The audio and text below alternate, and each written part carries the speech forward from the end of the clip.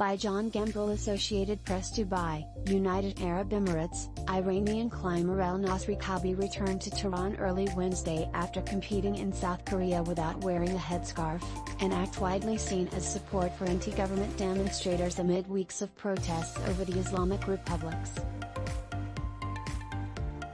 After landing, Rekabi gave a careful, emotionless interview to Iran's hardline state television, saying that going without a hijab had been an unintentional act on her part.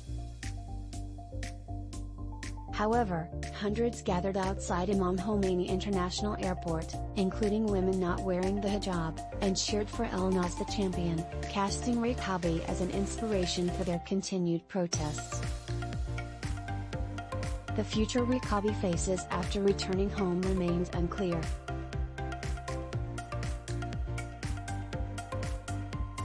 Supporters and Farsi-language media outside of Iran have worried about Rekabi's safety after her return, especially as activists say the demonstrations have seen security forces arrest thousands so far.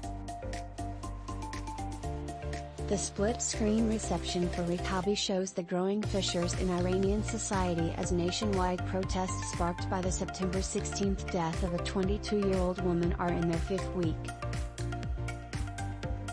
Mahsa Amini was detained by the country's morality police over her clothing, and her death has prompted women to remove their hijabs in public.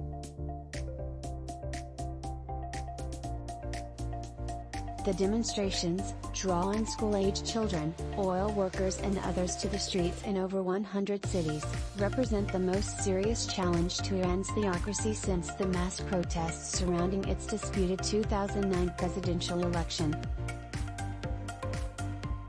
That Rekabi, 33, competed without her hijab in Seoul during the finals of the International Federation of Sport Climbing's Asia Championship prompted her immediate embrace by those supporting the demonstrations that increasingly include calls for the overthrow of the country's theocracy.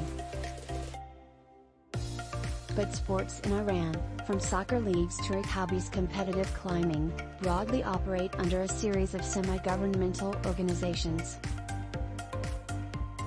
Women athletes competing at home or abroad, whether playing volleyball or running track, are expected to keep their hair covered as a sign of piety. Iran, as well as Taliban-controlled Afghanistan, make such head coverings mandatory for women.